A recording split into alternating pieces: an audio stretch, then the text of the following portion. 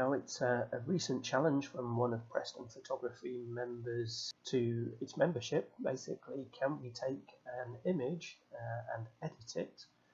This one comes from Jeanie Lazenby. So we're looking at this, and each of us are going to try and attempt our own version of the edit of this wonderful landscape.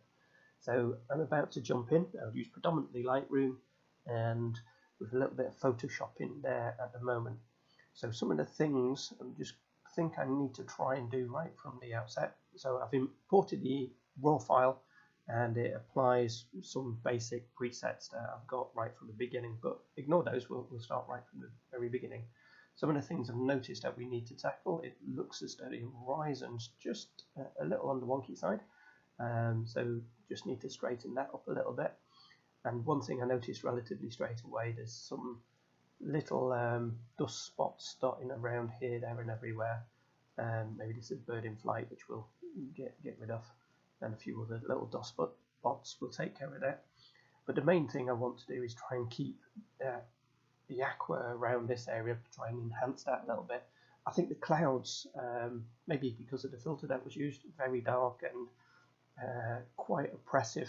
Maybe got a little bit too many of them, so I intend to crop it, bring the horizon up a little bit in the image, and tone those down a little, so make them a bit lighter. Still keep the menace in them, but not as severe as they are there. But the main thing down at front is we've got this wonderful leading line with the rocks. See if I can emphasize the rocks a little bit, but most importantly emphasize the little trails that have been left as the water's gone out. So that's what I intend to do.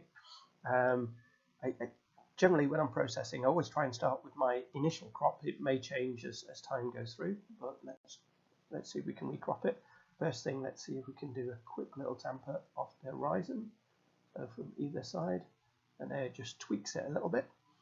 And then I'm going to remove the constraints and just bring down the top and just see if I can bring in, so keep the dark cloud here. Oops. Bring that down again. Dark cloud here. It's kind of got the use of the cloud there, a little pointer straight down into the middle. Dark in the corner, so that will help hold it in. And just looking up through, we've almost got a diagonal going straight through. Let's just change various different views, and you can see straight there, diagonal going from diagonal to diagonal, going straight through the rocks. So that gives us quite a pleasing view. Those, let's see what the horrible rule of thirds is giving us. It's the closest. We've got the rocks appearing right in the middle. That works for me. If rising slightly higher, no worries for me. So let's accept that. So before I go any further, mention the dust spots. Let's get rid of those.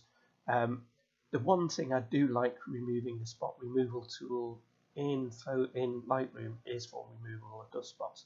Other than that, I do find it quite atrocious, and you need to do any corrections, probably better going into Photoshop and using the clone stamp or the spot healing tool within Photoshop. In Lightroom, I do find it a bit nasty. But go into the spot healing tool. There's a useful little thing down here, visualize spots. Click on that, convert your image to black and white, and it highlights the spots. You can turn down the sensitivity using your little slider here. It helps you quickly identify where some of the key hotspots are.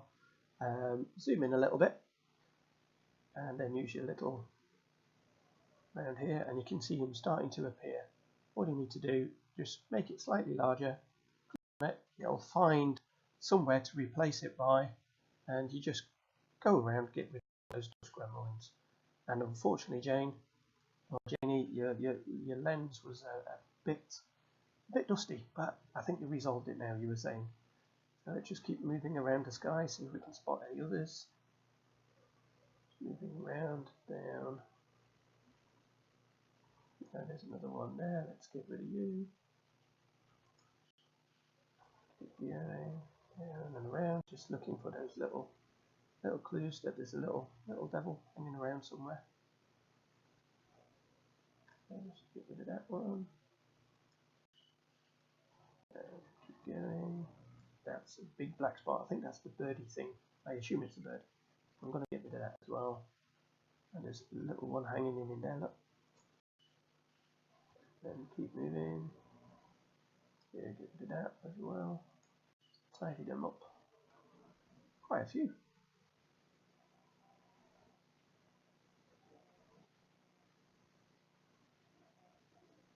I think that's got rid of the majority of them that I can see. Let's just say take the visualize spot and do another. I just like to do another one because your brain, the human brain, is tuned for spotting patterns or things that look not just right. So for those people who are doing photo manipulations and stuff like that, the moment you introduce inadvertently a pattern, or you've not got the same lens choices in your different image, or your horizon points are slightly off, no matter how good it is, our human brains will spot that something isn't quite right and play around with it, and it will highlight and the alarm bells will go off. So just make sure you're not introducing patterns and stuff along those lines. So that looks all right to me. I mentioned before, find the top, it's quite aggressive, so I'm going to tone that. I think the foreground is rather light, so I'm going to darken that a little bit.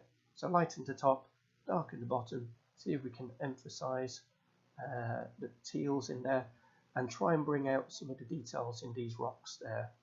In Photoshop, I'm going to tidy up the edges. Well, one of Andy Phillips's tips.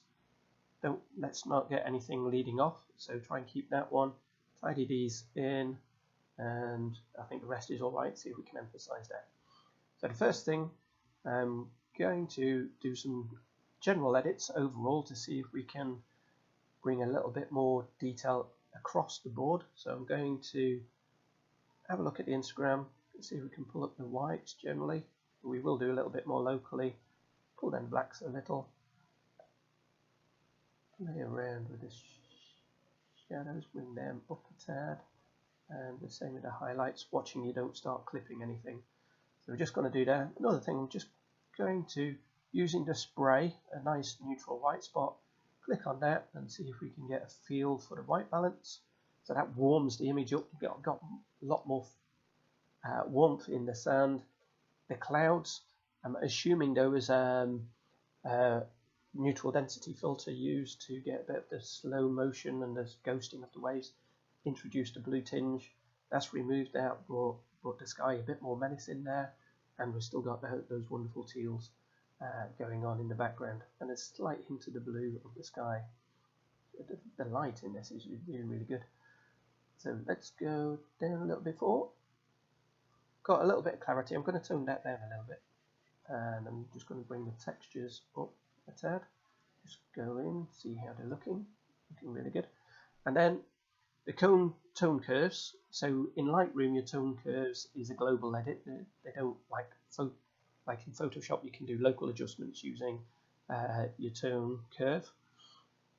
So we can do similar things, but this is all a global edit. And I'm just going to darken down this area, and you can see just by clicking the little dropper, you click on where you want to darken down, it'll find a relevant point on your tone curve and adjust accordingly. And I'm going to see if I can lighten some of the darks in there just a little bit. That gives us an overall feeling. It's introduced a bit of an S-curve, which has given us a bit more punch, a little bit more contrast, etc. It's looking good. Like that, just noticed there's a little rock over here, which I think I'll remove in Photoshop later. And I keep playing with the idea as to whether to remove this one here or not. But I kind of want to emphasize that. Let's go down a little further. Are we happy? Vibrance and saturation. I generally always pull saturation down a little bit. In this case, I'm going to want to punch a little bit in there. I'm going to add more saturation into the teals and the blues, the blue greens in a bit. So let's just go down. Saturation. Click on your little dropper tool again. And let's click on this area and see if we can just add a little bit more punch into those. And I'm going to see if there's some greens in here. Yeah, there's yellow greens. So let's see if we can bring those a little bit of warmth into that area. That's quite interesting. Let's see if that moving. That's moving the same, but we're just really interested in those areas there. Gives us a little bit more life in the rocks. I'll come to colour grading later. I might play around with that just to give an interesting thing. Sharpening, don't really need to do overly much to this. It's a cracking sharpen. The base settings in Lightrooms will always introduce sharpening and noise reduction because as it comes out of your sensor in raw format, there aren't any, so you do need to apply them. But looking at this, if we go into 100%, it's pretty sharp throughout anyway. I think the values that we've got are there, and this is sort of pre-printing or pre-exporting sharpening, so you'll just be aware that it's in there. I'm going to see if we can emphasize some of those in a second. No real noise in there. I'm going to pull that down a little bit.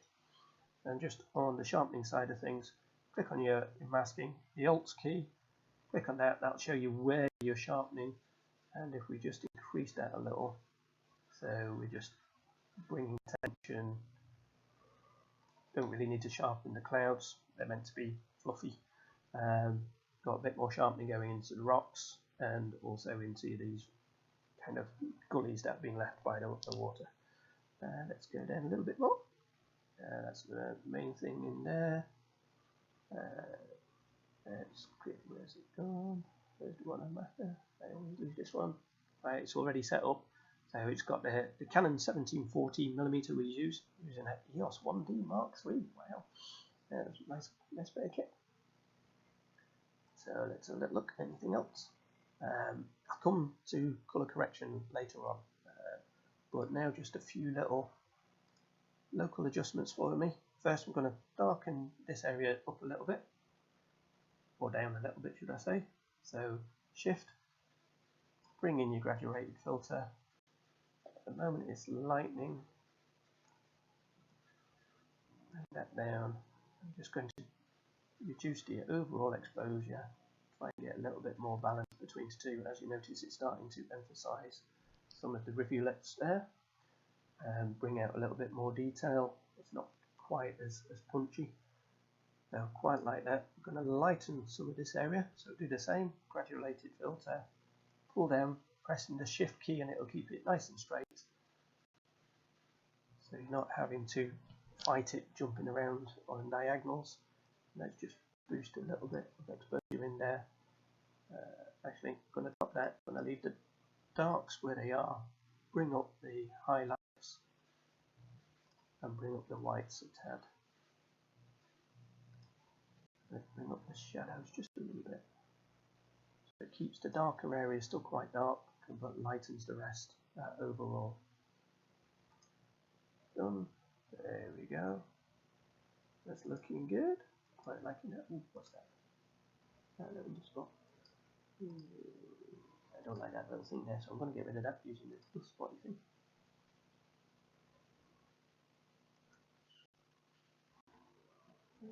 I've just missed it a lot, so I can always move it.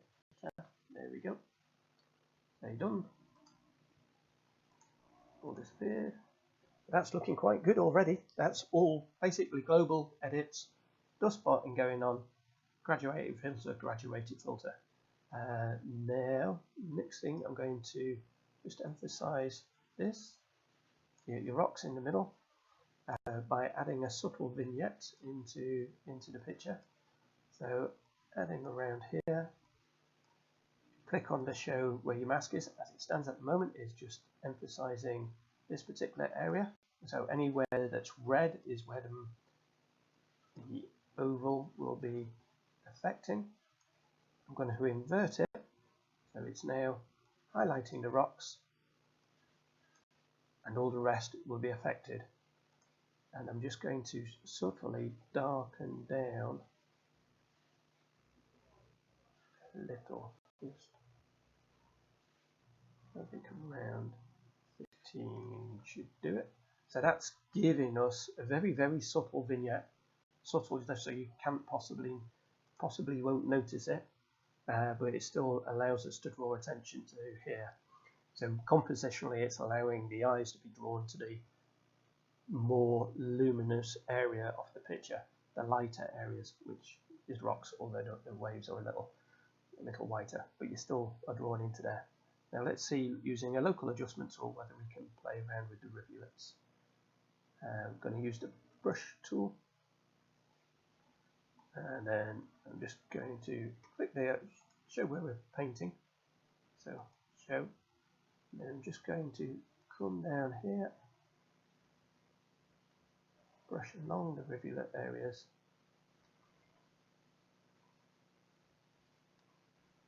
Down here, and down here, blend in. So I think we've got the majority of them. That gives you a feel. And just remove that. And now we'll start playing around with the different settings. So let's see if we can emphasize a little bit more clarity in there. A little bit more texture, a little sharpness. And I'm going to see if I can enhance the shadows. Bring the shadows out a little bit more. And same with the blacks, make the blacks darker. Now, as we see, the blacks, by bringing the blacks down, it's starting to affect quite a bit of the sandy areas as well. So we might not want to be a little bit careful we don't go too far. Leave the saturation where it is. Just boost the contrast a little. It's helping drawn out. Let's just click on. Oops. Come back. Before and after. You can see where it's affecting at the moment, but it's hitting in quite a few areas where I don't really want it to be touching. So let's see if we can change the mask a little bit. So I'm just going to click on the masking range here.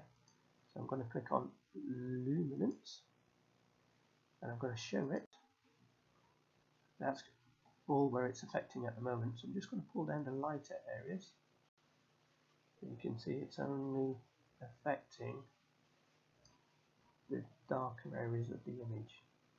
So we're not really punching in to where the sand was. So let's have a little look and see what that looks like.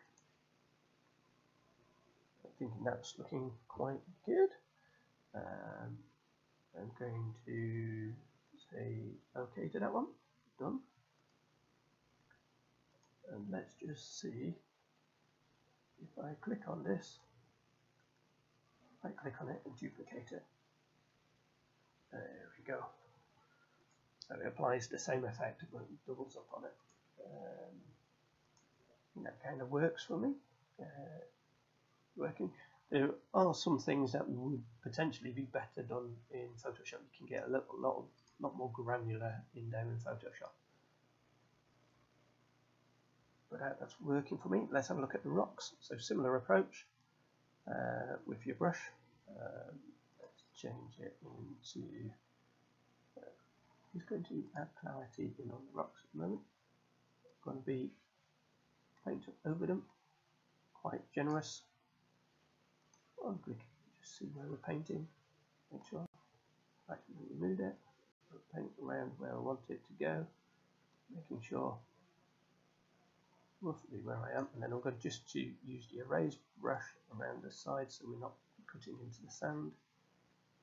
So it cleans away some of that area there and around, so we're not reaching into the sea. This used to be a horrible process, but they really have improved how Lightroom deals with the auto mask when erasing. It used to be really bad. Now it's not bad. A little bit there, just tidy that up. That's good. So let's have a little switch it off. Now she's playing around, and let's just see if we can bring in a little bit more texture. Zoom in a little bit so we can see what we're doing. I quite like the colours a little bit. I'm just going to shift the colours a little. So adding them more into the green space. Yeah, not bad. Let's see how it's doing. Tweaking the colours just a little bit. Some people might not like that, but I think aesthetically it looks a little bit better. Turn that saturation down a little bit. One too vivid. And what else shall I do? Light up the box. The highlights and just add a little bit more shadow. Adding a little bit more contrast into there. Quite happy with that. Let's have a little look over here. Okay with that. I think we're there or thereabouts. So mentioned colour palettes. So I'm going to see right down at the bottom. I'm going to see if I can shift the blue. Well, this greenier, yellowy greenier area more towards the tealy greens. So if we go down here, brush a green primary, just going to nudge it across a little and take it all the way. There we go. Quite like that. And where else? I will take the blues almost towards the teals as well. Not too much. That will work. I'm going to say happy with that one. And then I mentioned earlier on that we're going to take care of these little rivulets and this rock that I spotted earlier on, and we'll see if we can do anything with that one. Just quickly, I don't intend to spend too much time. I'm going to go back into my library, do a quick edit into Photoshop. So there we go, it's opened up in Photoshop. It took a lot longer than I anticipated. So we're going to do, what I want to do is tidy up these two little areas here, just to turn around and remove from the edge something going off there. See if we can get rid of that rock and see if we can get rid of that rock. So to make sure we're not destructive, create another layer, and I'm just going to use the clone stamp tool here. Just zoom in a little so we can see what we're doing, where we want to. So I'm quite happy with where we are there. I'm going to remove this part, take it up to about there, and the same here, just remove this a little. In fact, I might remove all of that one there. And the clone stamp tool, really easy. Clone stamp, take a sample from nearby and just remove. Keep sampling every now and then so you're not getting any repeating patterns, although with the grains of sands it's going to be relatively non-repeating anyway, I would imagine. There we go, just slowly make it subtly disappear.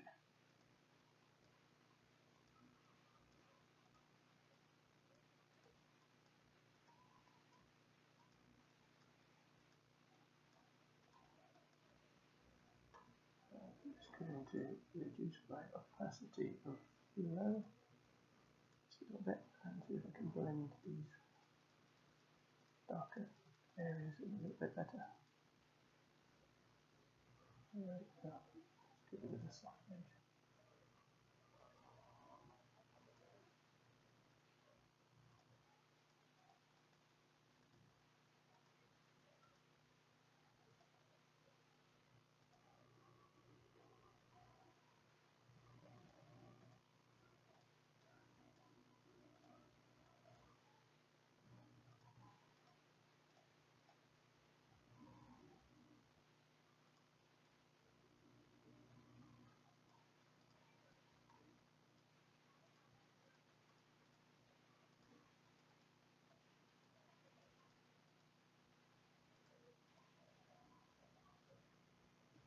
There we go, just get rid of that little spot there, looks good.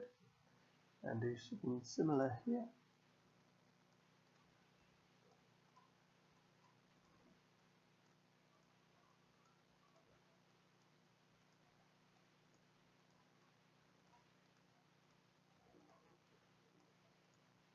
watch out for any repeating patterns that's going on. I think that's there or thereabout, nothing too serious, and it's all gone. Let's go and do the similar up here. I don't want to get rid of that. Well, that's a big job, but let's see if we can get rid of it. So if I turn around, this one should be relatively easy to do. I need to get rid of the lines on either side, so I'm going to sample from over here. I'm just going to go across. There we go. Let's pull that a little closer, get rid of that little dark line there. No, that's a little bit too obvious. Let's bring a bit, because it's soft over there, let's bring that hardness down a little bit. There we go.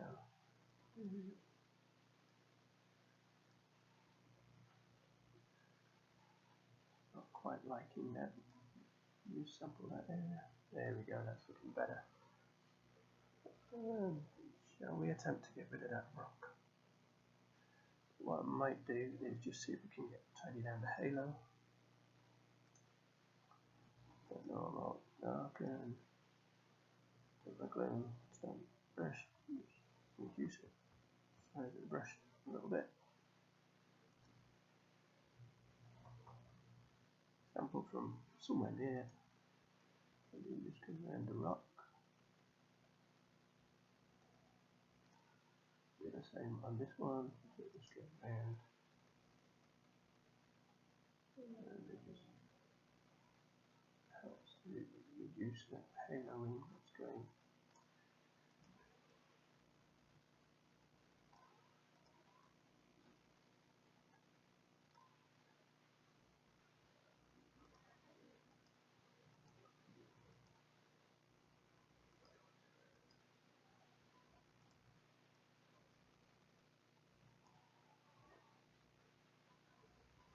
There we go.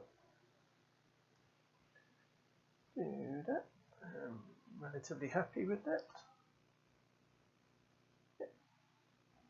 Save that.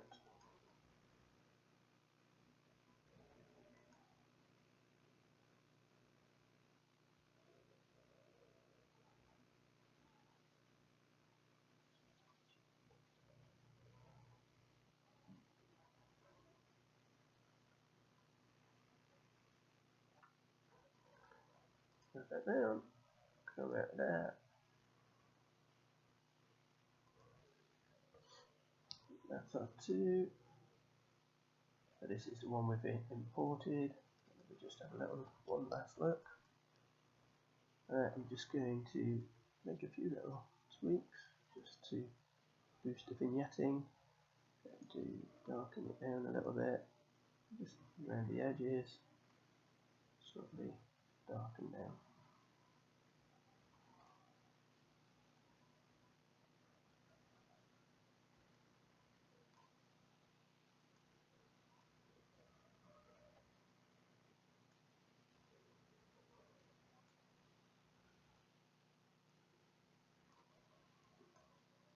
Make sure that's where we're affecting.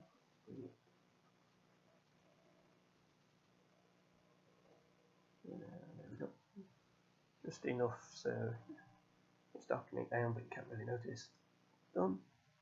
And that's me. I think I'll leave it at that one. I'm quite happy with that.